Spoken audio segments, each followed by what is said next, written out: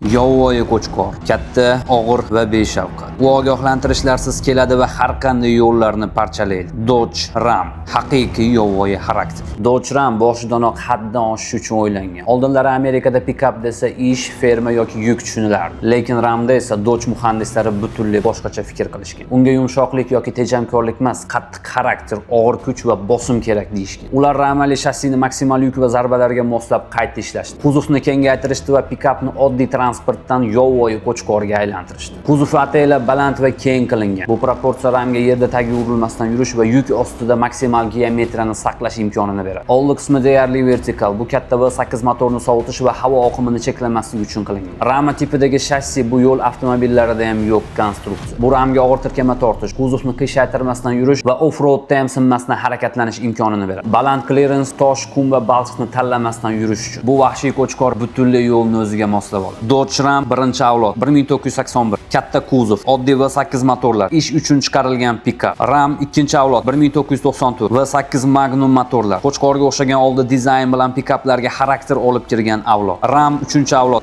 2002, 507 litrli Hemi V8 motor paydo bo'ldi. Shu avloddan boshlab pikap ilk bor faqatgina kuch ramziga aylana boshladi. Ram 4-avlod 2009, Hemi motor takomillashdi va salon sifatli bo'ldi. Bu komfort va kuch muvozanatini topgan avlod. Ram 5-avlod 2019, yangi platforma, kuchli shassi, zamonaviy texnologiya va aynan shu avlodda haqiqiy monster paydo bo'ldi. Ram TRX 5-avlodning eng yovvoyi versiyasi. 602 litrli V8 supercharged Hilka, 702 ot kuchi va baxa off-road poygalari uchun tayyorlangan zavod pikapi. Bu Raptorni ortda qoldirish va qoidalarni parchalash uchun chiqarilgan vahshiy qo'chqor. Ram yillar davomida kattalashdi, kuchaydi, xarakter to'pladi va TRX bilan u qanchalik vahshiyligini hammaga ko'rsatdi. Tachkani yomoni bo'lmaydi akalarim. Hennessy Ram TRX ga alohida video qilib to'xtalamiz.